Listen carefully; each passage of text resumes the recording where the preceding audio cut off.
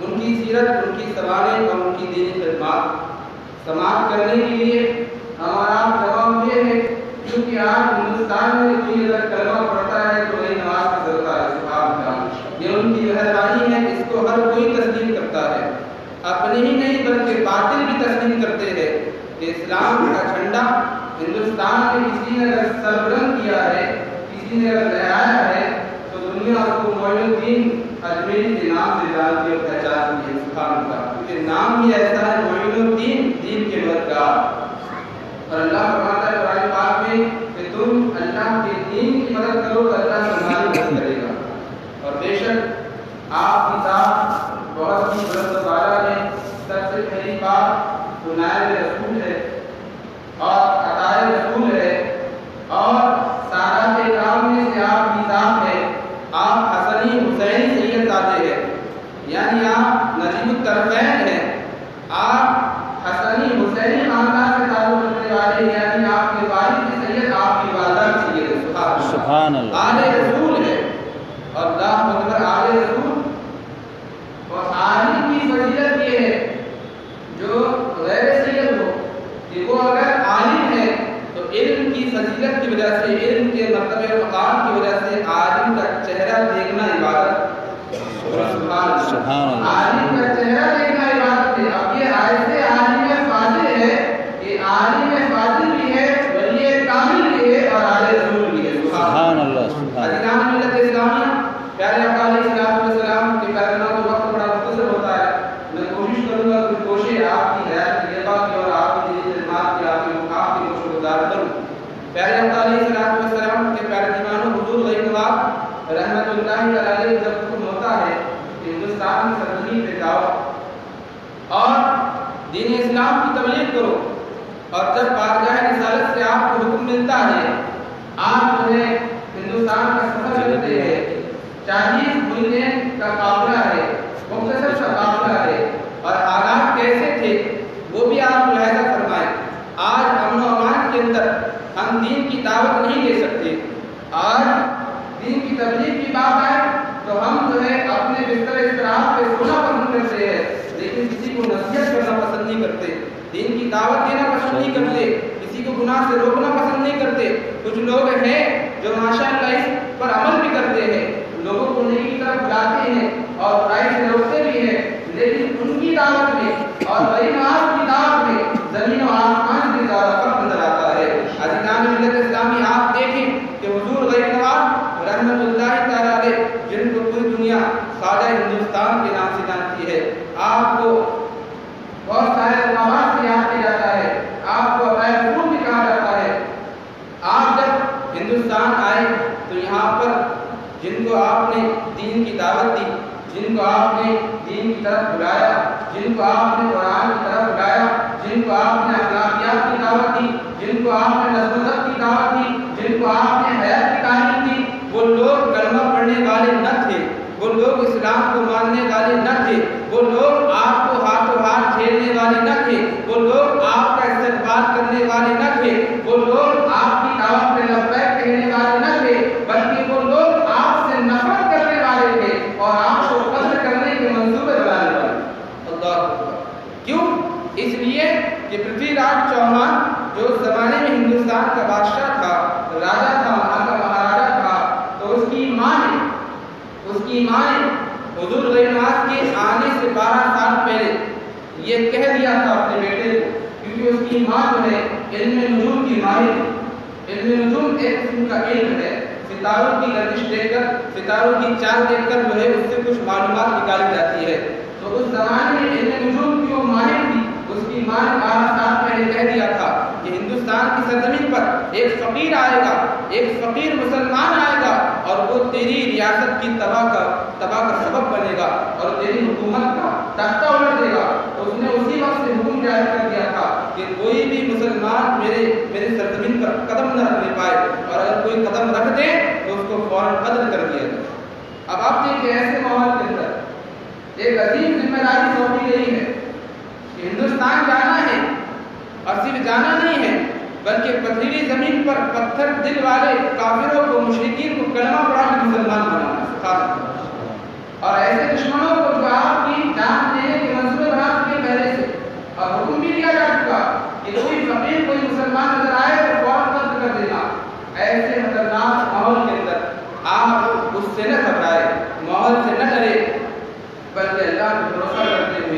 آپ ہندوستان سرزمین پہ آئے،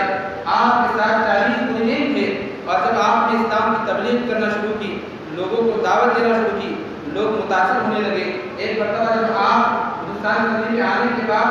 آپ نے دیکھا کہ ایک چرواہا ہے جو گائے کو چرا رہا ہے، اس چرواہے سے آپ نے کہا کہ تیرے پاس گائے نظر آتی ہے، ایک گائے کا دودھ دھو کر ہمیں دے دے تاکہ ہم اپنی بھوک کو مٹائے۔ اس گائے چرانے والے نے، اس چرواہے نے کہا یہ جو گائے ہے یہ گائے نہیں ہے بلکہ گائے کی بچیاں ہے، تمام کی تمام اس میں کوئی دودھ دینے والی نہیں ہے، اور یہ سب راجا کی گائے کی بچیاں ہے۔ تو انہوں نے ارشاد فرمایا کہ تو فلاں بچیا کا دودھ نکال کر ہمیں پیش کر دے۔ وہ حیران پریشان ہوا، یہ کیا معاملہ ہے؟ میں ان سے کہہ رہا ہوں کہ یہ گائے دودھ نہیں دیتی ہے، اس کے باوجود بھی فقیر کہہ رہا ہے کہ مجھے اس کا دودھ لا کر دو۔ تو جب فقیر کے کہنے پر یعنی حضور غریب نواز کے کہنے پر جب مجبور ہو کر وہ گیا، اور جب اس نے اس بچیا کے تھن کو ہاتھ لگایا تو اللہ کا کرنا ایسا ہوا کہ اللہ کو اس کی تھن سے دودھ نکلنا شروع ہو گیا۔ سبحان اللہ۔ یہ اللہ کی ولی کی کرامت ہوتی ہے، یہ اللہ کی ولی کی کرامت ہوتی ہے، طاقت اور قدرت اللہ کی ہوتی ہے، مگر ولی کی ہاتھ سے اور زبان سے ظاہر ہوتی ہے۔ سبحان اللہ۔ عزیزان ملت اسلامیہ، اس نے جو یہ دیکھا کہ یہ تو عجیب معاملہ ہے، یہ فقیر بڑے پہنچے نظر آتے ہیں، فوراً جو ہے آپ کے قدموں میں گر گیا، اسلام لا کے مسلمان ہو گیا۔ سبحان اللہ۔ پھر آپ کا قافلہ بڑھتا ہے، بہت سارے جو برہمن تھے، غیر مسلم تھے، اور بہت سارے مندروں کے جو پنڈت تھے، ہندوستان کا سب سے بڑا مندر تھا اس زمانے کے اندر جس کا نام راج مندر تھا، اس کا جو مہنت تھا، اس کا جو پجاری تھا، اس کا نام رام دیو مہنت تھا، اس کے پاس تمام ہندوستان کی پجاری پہنچے، ایک فقیر آیا ہوا ہے جس نے ہمارے دھرم کو بھرشٹ کر دیا ہے، اور بہت سارے لوگ اس کے جو ہے گرویدہ ہونے لگے ہیں، اس کے دامن سے وابستہ ہونے لگے ہیں، کچھ کرنا پڑے گا ورنہ یہ ہمارے لیے مشکل کھڑی کر دے گا۔ تو اس مہنت نے کہا کہ وہ فقیر بہت پہنچا ہوا نظر آتا ہے، اس کا مقابلہ کرنے کی طاقت میرے اندر نہیں ہے، لیکن ہاں میرے پاس جو جادو ہے، جو سحر کی طاقت ہے، میں اپنے جادو اور اپنے سحر سے اس فقیر کا مقابلہ کر سکتا ہوں۔ اللہ اکبر۔ یہ کہنے کے بعد تمام پنڈت اور پجاری بڑے خوش ہو گئے، کہا کہ اب ہمارا مہنت جو ہے اس فقیر کا خاتمہ کر دے گا اور اس سے ہمیں چھٹکارا مل جائے گا، مگر اللہ اکبر، خدا کا نور ہے کفر کی حرکت پہ خندہ زن، خدا کا نور ہے کفر کی حرکت پہ خندہ زن، دھوپوں سے یہ چراغ بجھایا نہ جائے گا، دھوپوں سے یہ چراغ بجھایا نہ جائے گا۔ اس کی انتظام ہوا کیا کہ جب وہ مقابلے کے لیے سامنے آیا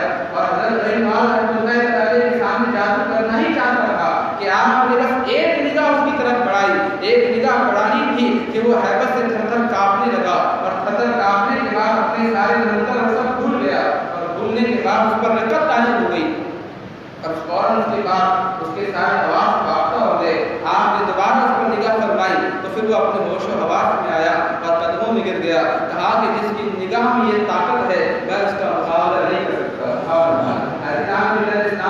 یہ غریب نواز کی ذات ہے کہ آپ نے اپنی کرامت کے ذریعے بھی دشمن کی کمر توڑ دی ہے، آپ نے کفر کو توڑا ہے، آپ نے اس کو کلمہ پڑھا کے اسلام میں داخل فرما دیا ہے۔ ایک فلسفی تھا جس کا نام ضیاء الدین تھا، آپ دیکھیے یہ فلسفی جو لوگ ہوتے ہیں یہ سائنس کو مانتے ہیں، فلسفے کو مانتے ہیں، خیالی باتوں کو مانتے ہیں، عقلی دلائل کو مانتے ہیں، اور یہ کرامات کے منکر ہوتے ہیں۔ تو یہ فلسفی جس کا جو شخص تھا اس کا نام ضیاء الدین تھا، اور اس نے جو ہے جب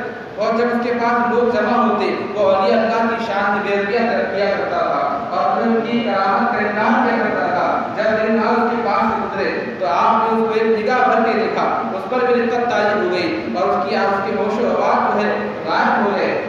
اور آپ نے اس پر جب نگاہ ڈالی اس کے دل کی دنیا بدل گئی، حقیقت سامنے آ گئی، اور اس کی بات خبر میں آ گئی کہ نگاہ ولی میں وہ تاثیر دیکھی، نگاہ ولی میں وہ تاثیر دیکھی، بدلتی ہزاروں کی تقدیر دیکھی۔ عزیزان ملت اسلامیہ، بات یہیں پر ختم نہ ہوئی، یہ سلسلہ جب بڑھتا گیا تو ہندوستان کا جو راجا تھا پرتھوی راج چوہان، اس کا گورنر تھا دہلی کا جس کا نام کھانڈے راؤ تھا۔ وہ کھانڈے راؤ تک تمام لوگ پہنچے اور شکایت کرنے لگے کہ حضرت گورنر صاحب حاکم اعلیٰ، اس فقیر کے معاملات ایسے ایسے ہیں، آپ ہمیں اس سے چھٹکارا دلائیے ورنہ ہمارا دھرم سنکٹ میں پڑ جائے گا اور ہماری جو آمد ہے وہ ختم ہو جائے گی، ہمارا جو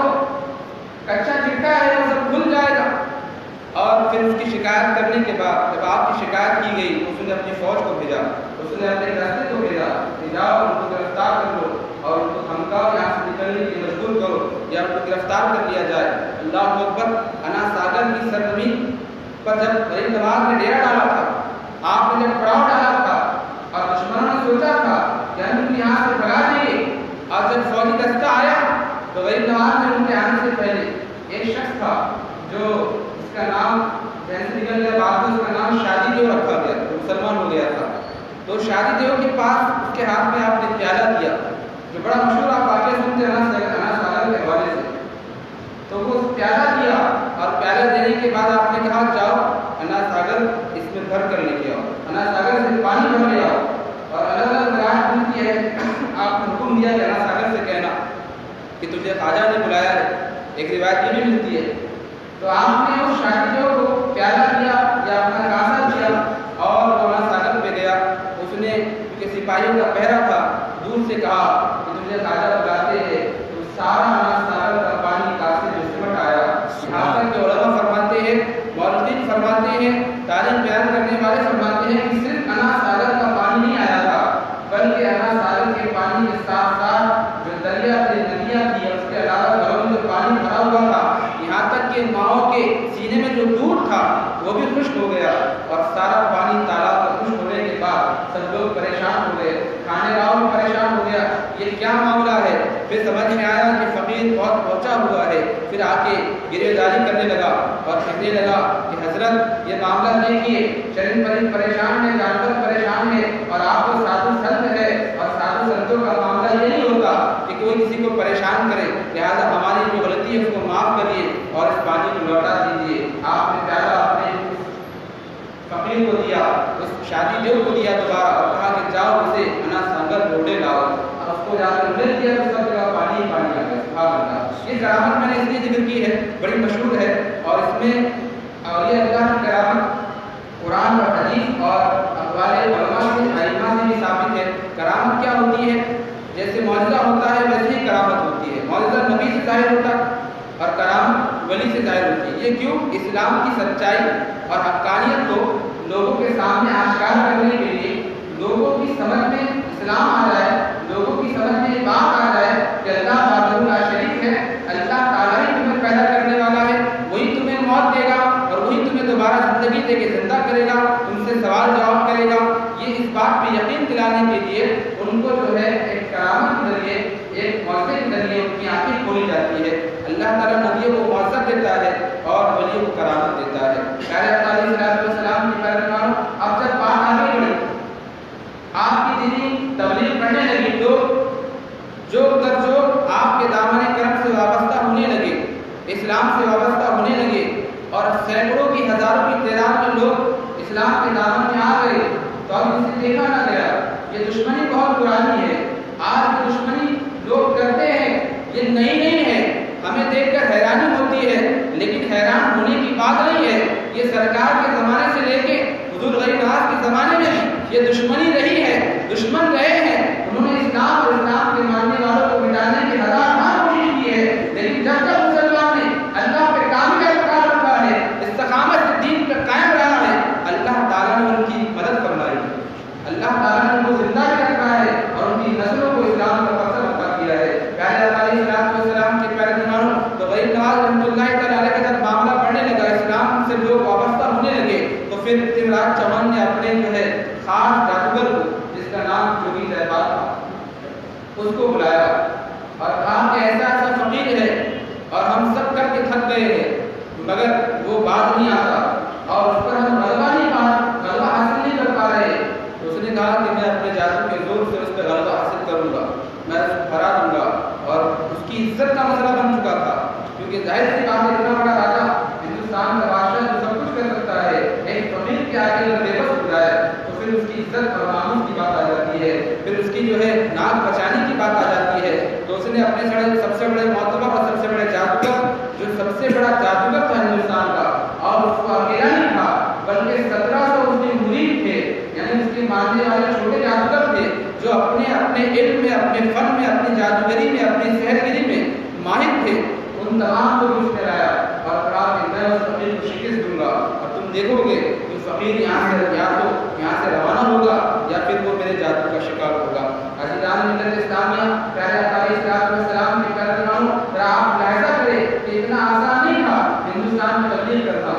ہندوستان میں اسلام کا پرچم گاڑنا، ہندوستان میں کافروں کو کلمہ پڑھا کے مسلمان بنانا اتنا کوئی آسان کام نہیں تھا۔ آج ہم بھی جو ہے وعظ و نصیحت کرتے ہیں، آج ہم لوگوں کو پمفلیٹ بانٹتے ہیں، آج ہم دین کی تبلیغ کا دعوت کرتے ہیں۔ مختلف تنظیمیں، ہزاروں سینکڑوں تنظیمیں ایسی ہیں جو اسلام کا پرچم لہرانے کی بات کرتی ہے، مسلمانوں کو مسلمان بنانے میں لگی ہے، جو دین کی دعوت دے رہی ہے، نماز کی دعوت دے رہی ہے، صدقے کی دعوت دے رہی ہے، اسلام کی بات کرتی ہے، مگر آپ دیکھیں ہزاروں سینکڑوں تنظیمیں مل کر بھی وہ کام نہ کر سکی جو غریب نواز تنہا کر کے لگاتے ہیں۔ اتنی ساری تنظیمیں ہیں منظم طریقے سے، ہر طریقے سے کوشش ہو رہی ہے، print media, electronic media, social media, ہر طرح سے جہاں جہاں دعوت ہم پھیلا سکتے ہیں، ہم تمام سورسز اور ذرائع کو استعمال کرتے ہوئے، اپنی عقل کو استعمال کرتے ہوئے، اپنی صلاحیتوں کو استعمال کرتے ہوئے، اپنی محنت اور مشقت کو شامل حال کرتے ہوئے ہم لوگوں کو دعوت دے رہے ہیں، تو اپنے ہی ہم سے قریب آنے کو تیار نہیں ہے۔ ہمارا مسلمان بھائی نمازی بننے کو تیار نہیں ہے، کلمہ پڑھنے والا کلمے کی حقیقت سے آشنا ہونے کو تیار نہیں ہے، قرآن پڑھنے والے قرآن کو سمجھنے کو تیار نہیں ہے، حدیث پر ایمان رکھنے والے حدیث پڑھنے کو تیار نہیں ہے، اور آخرت پہ ایمان رکھنے والے آخرت کا خوف دل میں بسانے کو تیار نہیں ہے۔ مگر وہ اللہ والے کیسے اللہ والے تھے، وہ غریب نواز کیسے غریب نواز تھے کہ وہ ہندوستان کی سرزمین پر جو کلمے کا انکار کرنے والے تھے، جو ہزاروں معبودان باطل کے سامنے جھکنے والے تھے، جو پتھروں کی پوجا کرنے والے تھے، جو چاند سورج کی پوجا کرنے والے تھے، درخت اور پتوں کی پوجا کرنے والے تھے، وہ جو دودھ انسان پینے کے لیے استعمال کرتا ہے وہ پتھروں پہ بہایا کرتے تھے، آج بھی لوگ بہاتے ہیں۔ جو پینے کی چیز ہے اس کو بہایا جاتا ہے اور جو پھینکنے کی چیز ہے اس کو پیا جاتا ہے۔ یہ ذہانت آج کے ہمارے ہندوستان میں رہتی ہے، یہ اس زمانے کے درمیان تھی۔ اللہ اکبر، مگر وہ غریب نواز کیسے تھے، وہ اللہ کے ولی کیسے تھے، ان کی زبان کا اثر کیا تھا، ان کی نگاہ کا اثر کیا تھا، ان کے کردار کا اثر کیا تھا کہ اللہ اکبر آج ہمارا چھوٹا بھائی ہم اس کو کہے 10 بار نماز پڑھ، وہ ہماری بات سنتا نظر نہیں آتا، مگر غریب نواز جس کو کلمہ پڑھا دیتے ہیں اس سے نماز بھی پڑھواتے ہیں، قرآن بھی پڑھواتے ہیں، تلاوت بھی کرواتے ہیں، مجاہدہ بھی کرواتے ہیں، اس سے رکوع سجود بھی کرواتے ہیں، اس سے اخلاق بھی کرواتے ہیں، اس کے اندر کردار بھی نظر آتا ہے، سبحان اللہ، اور اس کو دیکھ کے بھی لوگ مسلمان ہوتے نظر آتے ہیں۔ سبحان اللہ، یہ کیسی محنت کیا، یہ کیسی آپ کی عظیم دینی خدمت ہے۔ اللہ اکبر کے رہتی دنیا تک کبھی دنیا اس کو فراموش نہیں کر سکتی ہے۔ عزیزان ملت اسلامیہ، آج لاکھوں کروڑوں اربوں روپے ہم دعوتی کاموں میں پھونک دیتے ہیں، مگر وہ روحانیت ہم حاصل نہیں کر پائے، وہ جاذبیت ہم حاصل نہیں کر پائے، وہ روحانیت ہم محسوس نہیں کر پا رہے ہیں جو غریب نواز ہمیں دینا چاہتے ہیں، جو اللہ والوں نے ہمیں عنایت کی ہے۔ کیوں؟ وجہ ہے، اس کی وجہ یہ ہے کہ آج ہم نے اگر دعوت دین دینی شروع بھی کی ہے، اور اگر ہم آج دعوت دے بھی رہے ہیں تو اس کے اندر کچھ نہ کچھ ہمارا ذاتی مفاد چھپا ہوتا ہے، یا تو پھر شہرت کے طلبگار ہیں، یا پھر اقتدار کے طلبگار ہیں، یا کوئی آگے ترقی کرنے کے بعد پولیٹکس میں چلا جاتا ہے، یا کچھ اگر اور ترقی کر لے تو علامہ بننا چاہتا ہے، کوئی اگر اور ترقی کر لے تو نذرانوں کی حوث پیدا ہو جاتی ہے، کوئی اور ترقی کر لے تو پھر معاملہ اتنا بن ہو جاتا ہے کہ سالوں سال جو غریب بچہ ہے روز اس کا پڑوس میں رہتا ہے، اس سے ملاقات نہیں ہو پاتی۔ عزیزان ملت اسلامیہ، کیونکہ یہاں پر انسان کے اندر کچھ نہ کچھ غلط اور کچھ نہ کچھ فساد نیت کے اندر شامل ہو جاتا ہے، لیکن ان کی نیت بھی خالص تھی، اور ان کی نیت صرف یہ تھی کہ مجھ سے میرا رب راضی ہو جائے، مجھ سے میرا رب راضی ہو جائے۔ اسی اخلاص کی برکت تھی کہ ان کے ہاتھ پر 90 لاکھ کافروں نے کلمہ پڑھ کے اسلام قبول کر دیا۔ سبحان اللہ۔ عزیزان ملت اسلامیہ، آپ دیکھیں کہ حضور غریب نواز کا احسان کتنا عظیم احسان، ہم اس کو سمجھتے نہیں، ہم اس کی حقانیت کو سمجھنا نہیں چاہتے۔ آپ دیکھیں کہ ہم مسجد بناتے ہیں، مسجد بنانے والے کے لیے اللہ کا وعدہ ہے کہ جو اللہ کی رضا کے لیے اللہ کا گھر زمین پہ بناتا ہے، اللہ جنت میں اس کے لیے محل بناتا ہے۔ اللہ جنت میں